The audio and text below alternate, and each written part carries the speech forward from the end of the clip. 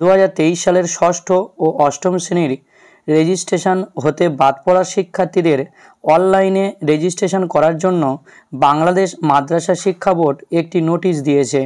দেখে নাও সেই নোটিশটি। এই নোটিশে বলা হচ্ছে যে এত দ্বারা বাংলাদেশ মাদ্রাসা শিক্ষা বোর্ডের আয়ত্তাধীন পাঠদানের অনুমতি প্রাপ্ত ও স্বীকৃতিপ্রাপ্ত দাখিল অথবা আলিম এবং আরবি বিশ্ববিদ্যালয় অধিভুক্ত ফাজিল অথবা কালিম পর্যায়ের মাদ্রাসার অধ্যক্ষ অথবা সুপার সহ সংশ্লিষ্ট সকলের অবগতির জন্য জানানো যাচ্ছে যে মাদ্রাসা প্রধান অথবা অভিভাবকদের আবেদনের প্রেক্ষিতে 2023 সালে যে সকল শিক্ষার্থীর ষষ্ঠ ও অষ্টম শ্রেণীর রেজিস্ট্রেশনের কার্যক্রম এখনও সম্পন্ন হয়নি বা অন্য কোনো কারণে রেজিস্ট্রেশন হতে বাদ পড়েছে, সে সকল শিক্ষার্থীদের শিক্ষা কার্যক্রম অব্যাহত রাখার জন্য ও পরবর্তী শ্রেণীতে রেজিস্ট্রেশনের বিড়ম্বনা এড়াতে ভবিষ্যৎ ও মানবিক দিক বিবেচনা করে তাদের রেজিস্ট্রেশনের 4/9/2024 তারিখ থেকে 30/9/2024 তারিখের মধ্যে সম্পন্ন করার জন্য অনুরোধ করা হলো।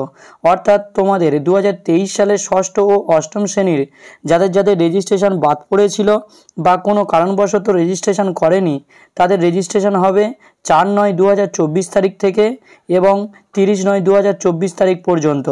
এবং বলা হয়েছে উল্লেখিত সময়ের মধ্যে রেজিস্ট্রেশন কার্যক্রম সম্পন্ন না করলে প্রতিষ্ঠান প্রধান দায়ী থাকবেন। তাই বন্ধুরা, তোমরা অবশ্যই এই তারিখের মধ্যে রেজিস্ট্রেশন করে নিও।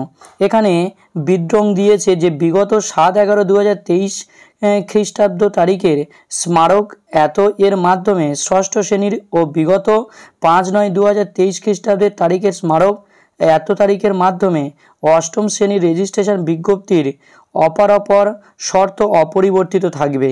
অর্থাৎ এই তারিখগুলোতে যে রেজিস্ট্রেশন হয়েছে সেগুলো অপরিবর্তিত থাকবে, অর্থাৎ কোনো রকম পরিবর্তন হবে না। এছাড়াও এখানে বলেছে শুধুমাত্র রেজিস্ট্রেশন ফি প্রদান সংক্রান্ত সমস্যা সমাধানের জন্য প্রতিষ্ঠানে EIIN ভিত্তিক সিম নম্বর দিয়ে এই নাম্বারে যোগাযোগ করতে বলা হয়েছে। যদি তোমাদের রেজিস্ট্রেশন ফি প্রদান সংক্রান্ত কোনো সমস্যা সমাধান না হয়ে থাকে তাহলে এই সিমের এই নাম্বারে যোগাযোগ করতে পারো। তো বন্ধুরা, এই ভিডিওটি তোমাদের কতটা উপকারে আসলো অবশ্যই আমাকে কমেন্ট করে জানিও এবং ভিডিওটি ভালো লাগলে অবশ্যই লাইক করে দিও এবং এই রকমের ভিডিও পেতে অবশ্যই চ্যানেলটিকে সাবস্ক্রাইব করে দিয়ে দ্য বেস্ট এডুকেটর পরিবারের সঙ্গে যুক্ত থেকো।